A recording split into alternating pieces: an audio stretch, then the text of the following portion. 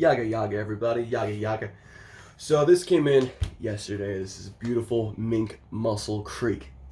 For those of you who don't know, Kevin Parker, Tame Impala, was the drummer for this band. From what I understand, this is one of the first bands he was in, and included one of the lead singer from Pond, and I believe one or two other Pond members. I don't know all the history like that.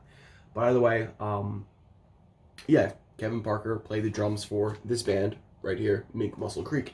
And I actually just got this in yesterday. So I did do the revealing video already, but I was feeling hecka sick. And it was a pretty BS video, to be quite frank with you. So this thing came shipped with layers upon layers of bubble wrap.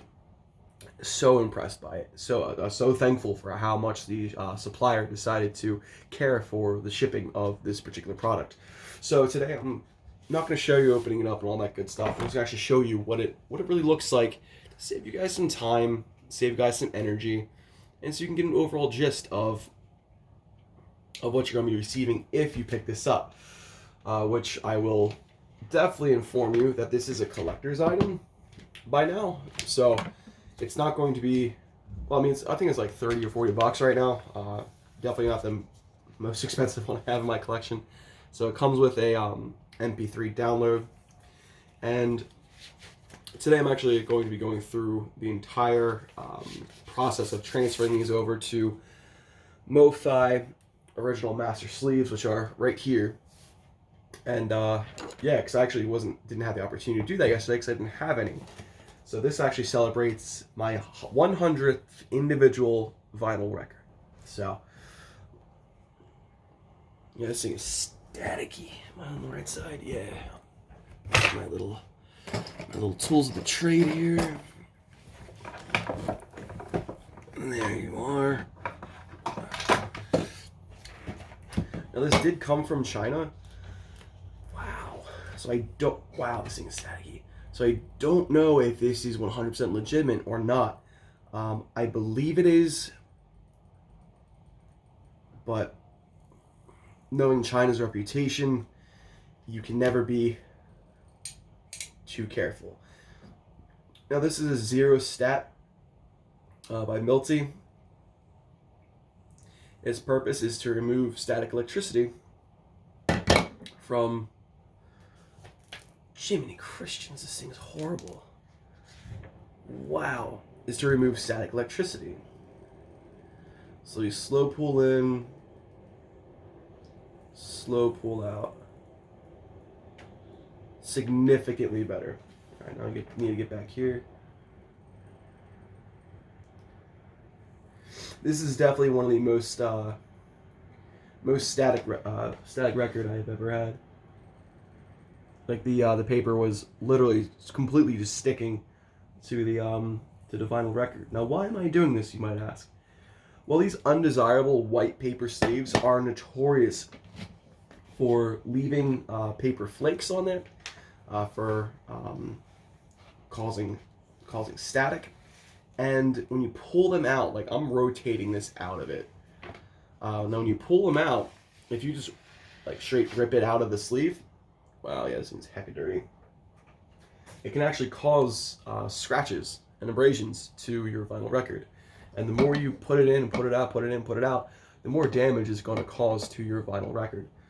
For the record, just call them records. Don't call them vinyls, just call them records. If you couldn't tell, I just woke up. So, yeah, definitely still some more on here. So I'm not going to go through the whole cleaning process, and you know what? I will go through the whole cleaning process with you guys on here. For those of you who want to stay in, for those of you that want to stay, every time you hear that click, that means it's shorting itself. So I'm doing this a little bit too fast.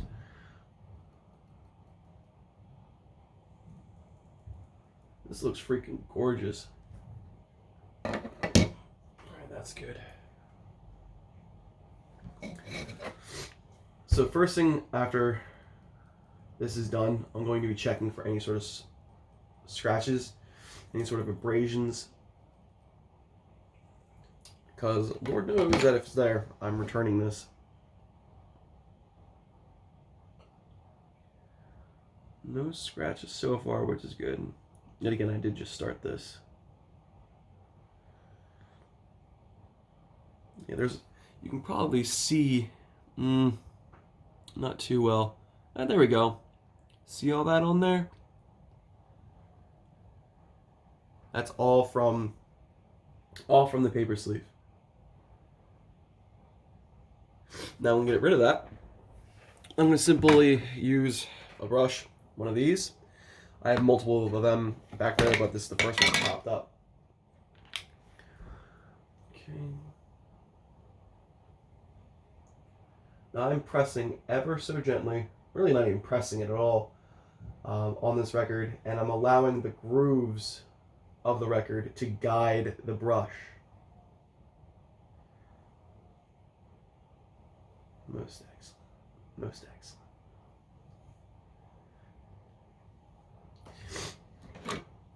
Now I have khakis from American Eagle that I've come to find does a phenomenal job with actually cleaning off this brush. Kind of like we do with a razor blade after you get done shaving. You on a pair of jeans, I do kind of the same thing with the khakis, and it removes a lot of, well, all of the dirt and grime that ends up being transferred onto the brush itself. So as you can see, that's very good indeed. Very good indeed. So I do this with all of my records. I videotape every single opening, and I videotape, even though it may not be on here, I do record the process of me cleaning it and checking for any scratches, so that when, if there is ever an issue with the record itself and I have to file a formal complaint, I have video evidence that shows that I didn't cause anything. So in case you're wondering why I make these videos, that's the primary purpose. Secondary purpose is to, well, just to educate the community about what they're actually getting from a supplier, what they're going to be getting from from the record itself, you know, all that good stuff. And this comes in 33 RPM, which is, I believe, the preferred. I don't know all the science of records, to be quite frank with you. I'm pretty new to this scene.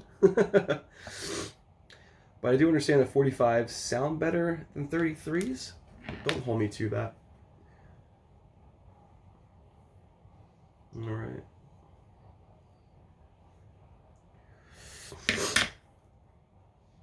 Yep, go figure. So my biggest issue when it comes to cleaning is that once you're done a side and kind of push it off to the side, it gets transferred to the other side. Yeah, it's static. And that's because of static. So this is pretty clean. Let me check to see if it any warping, any issues with it. Because there was a little bit of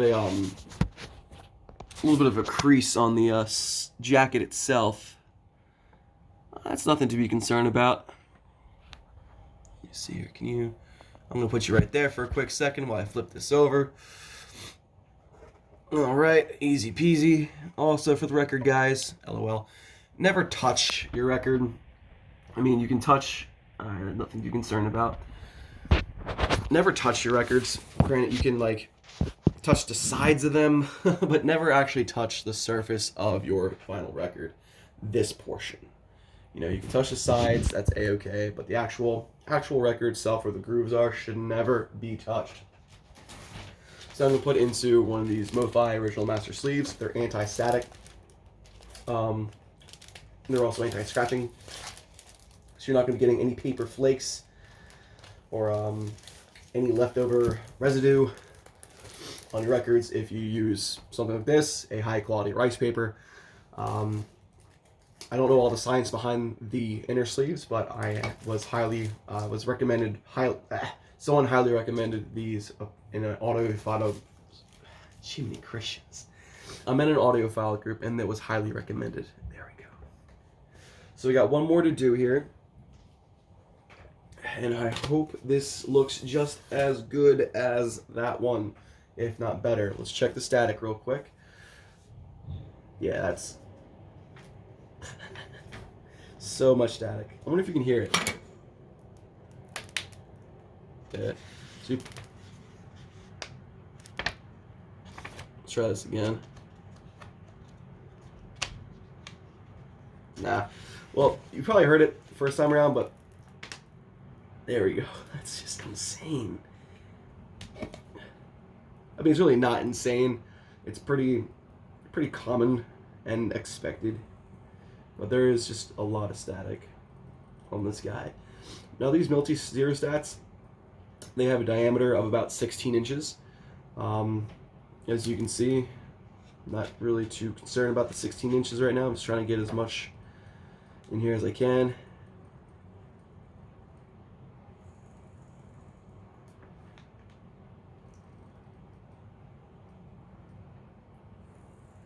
All right. Let me check the back part here. This whole thing is just so static. Good God, so much static. So I'll actually put my gun all up in here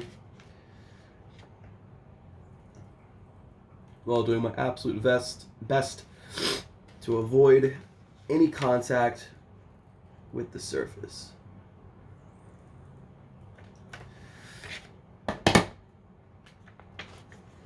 Jesus, this is insane. This is one of the worst static clings I've ever experienced.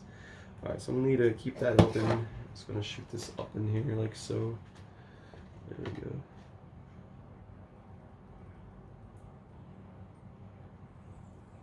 I can feel it on my fingers. I can feel it working. So it shoots negative ions and then positive ions, or positive ions and negative ions to create a neutral charge for the record itself.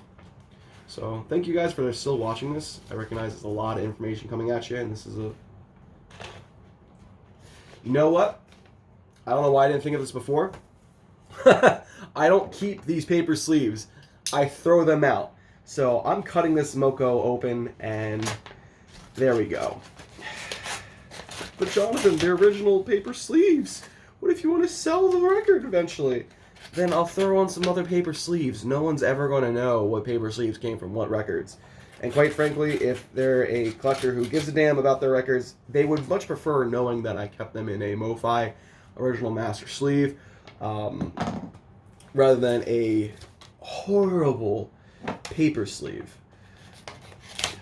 Why didn't I think of this before, ladies and gentlemen? Good God. There we go.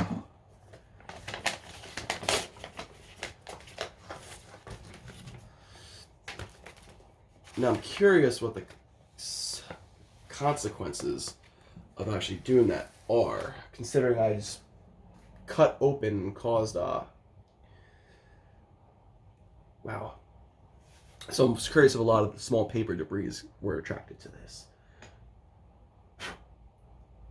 Alright, not bad. See, you can see all...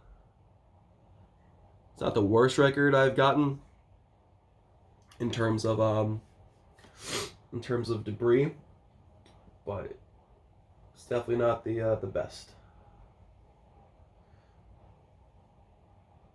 So people also can use carbon fiber brushes, but for whatever reason, I noticed that the carbon fiber brush that I have scratches or causes like abrasions on the record. So I stopped using that. It might be because it's just dirty, but the thing is I didn't really use it that often.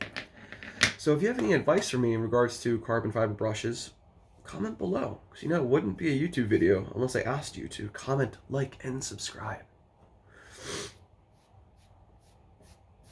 All right. Okay. It's pretty damn clean. Oh wow, yeah, there's a lot of small things on here that I can still see. I'll probably need to do a nice wet cleaning on this.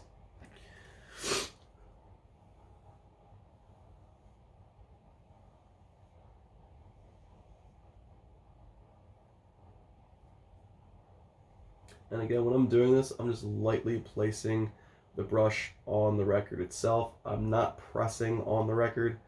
Lightly placing. I'm not sure I said lightly pressing. I'm lightly placing it on the record.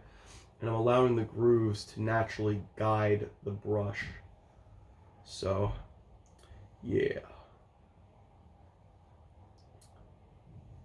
And I go in a back and forth pattern like this to bring it all into one nice isolated area. And then I try to capture as much of it when I pull away, so a lot of it doesn't get transferred to the other side, which it's notorious for doing. So this is definitely still extremely staticky. I have a feeling I'm not going to be able to remove all the static off of this record first time around.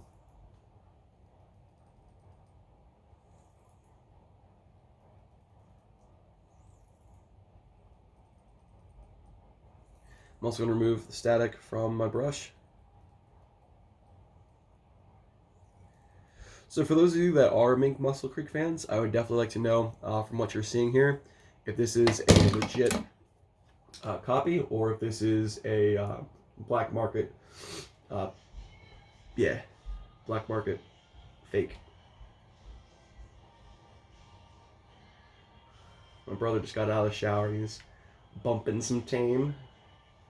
I got my hopes up again. Oh no. Let's put it on the turntable. Okay. Let's see what it looks like. We're nothing to be concerned about, which is muy bueno. For those of you who don't know Spanish, that is very good.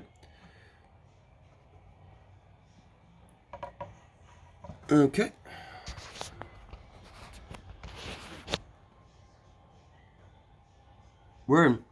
I am giving this an A+ rating by the Better Business Bureau.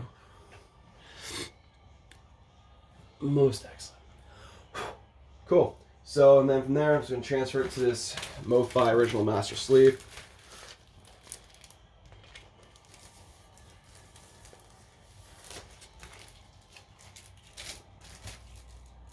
And I'm actually going to leave A and B side out because I'm going to play that one.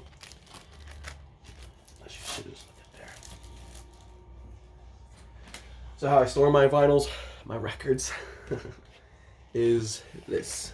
So I have the sleeve right here. This is an outer sleeve. I place the record in as like such. There we go. And then I actually put the record itself behind it, so that when I want to play the record, I don't have to constantly, spread open the jacket, which can cause wear and tear on the jacket. Also, by leaving the record in the jacket itself, it can actually cause a ring to be created, which this one actually has.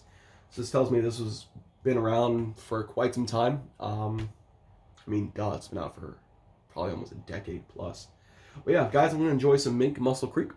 Thank you for taking the time to watch this video and hopefully learn a little bit about a little bit. Peace.